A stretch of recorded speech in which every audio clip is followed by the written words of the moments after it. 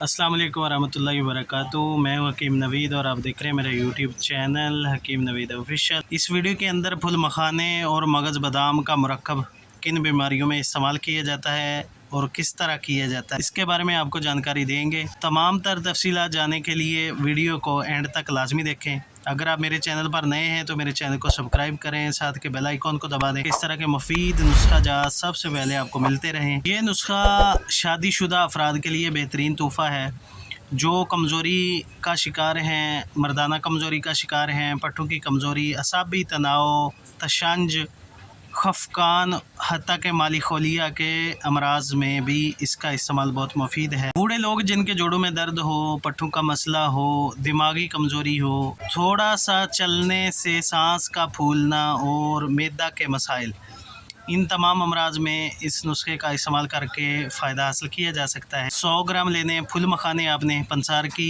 किसी भी दुकान से मिल सकते हैं और 200 ग्राम लेने मगज़ बादाम।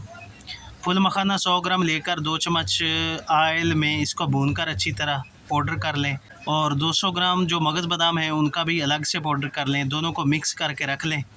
1 चम्मच इस पाउडर का रात को सोते वक्त नीम गर्म दूध का 1 गिलास हो उसमें मिक्स करके पी लिया करें। इस नुस्खे का एहतियात यही है कि हाई ब्लड प्रेशर के मरीज़ इसका इस्तेमाल ना करें। शुगर के मरीज़, बवासीर मरीज़ बिला झिझक इस्तेमाल कर सकते हैं।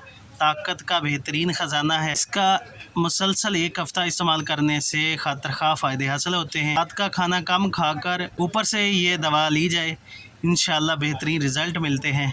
इस तरह का मुफीद नुस्खा जात मेरे चैनल पर मौजूद हैं। हमेशा वही नुस्खा अपलोड करता हूँ जो मेरे तजर्बे में होता है। वीडियो को शेयर करें, लाइक और सब्सक्राइब करें। तो मिलते हैं नेक्स्ट वीडियो में। अल्लाह हाफिज़।